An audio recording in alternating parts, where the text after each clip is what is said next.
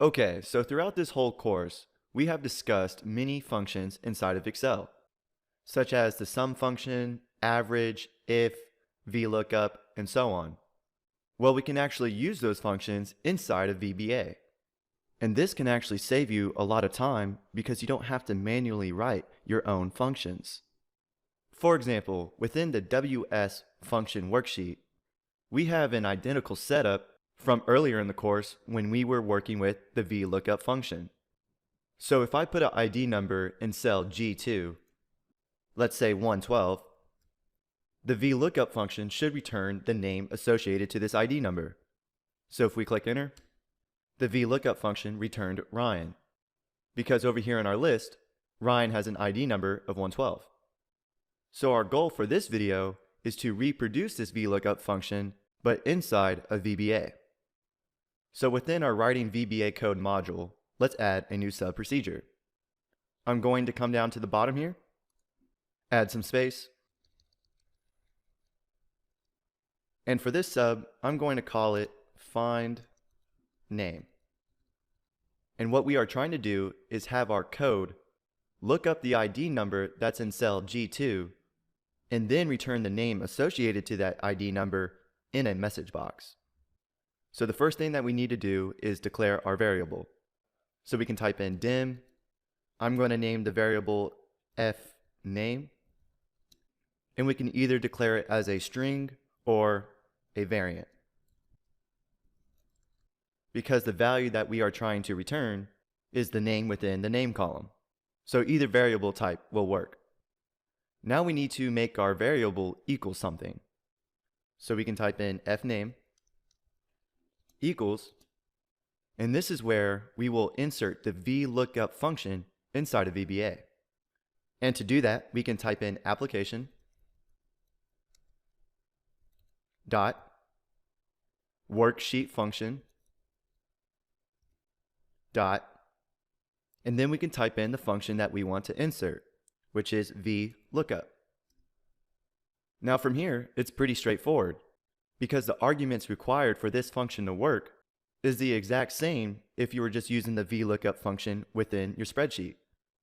So we can put open parentheses, and the first argument is the lookup value. And our lookup value is our ID number in cell G2. So we can type in range G2. And that's our first argument. And our next argument is our table array. So we need to specify the range of cells that include our table.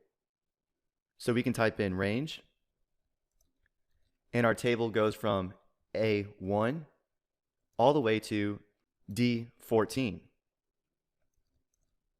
which is this range of cells on our worksheet, A1 to D14. And for our last argument, we need to specify the column where our value that we want to return is located. So we are trying to return the name, which is in column 2. And since we are trying to find an exact match, for our last argument, we can put comma 0, close parentheses. Now we have successfully inserted the VLOOKUP function inside of VBA. We have the lookup value, our table array, the column number, which our value that we want to return is in, and then the exact match. So now let's try to display a message box saying what ID number that we search for and the name that it returns. So we can type in message box, open quotes, and we can put ID number space close quotes, and then combine it with the ID number that we searched, which is in cell G2. So we can put the ampersand sign and then type in range G2. And then from here, let's display the name of the ID number in a new line inside the message box. So to add a new line within the message box, we can type in ampersand sign, VB new line.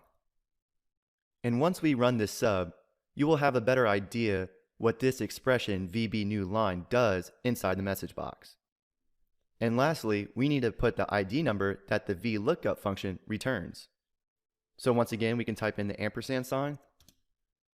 And for our ID number, we can just type in our variable, which is fName, because fName equals this VLOOKUP function.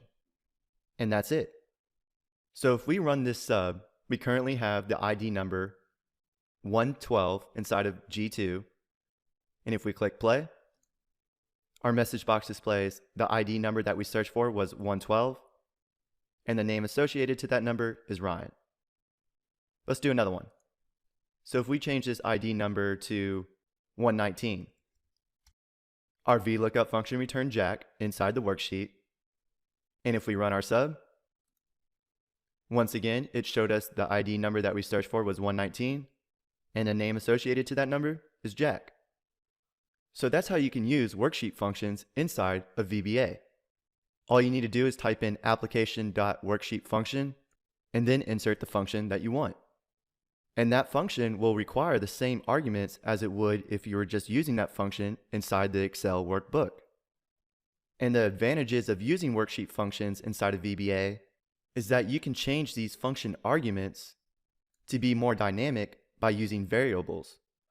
So if you wanted, you can change these arguments using variables based on a value that a user puts in an input box, or based off an if statement that you use in your code. Meaning that if this condition is true, use this variable for this argument, but if it's false, use this other variable for one of the arguments. So hopefully you can see, utilizing VBA, you are able to create a lot more dynamic functionality inside of your spreadsheets.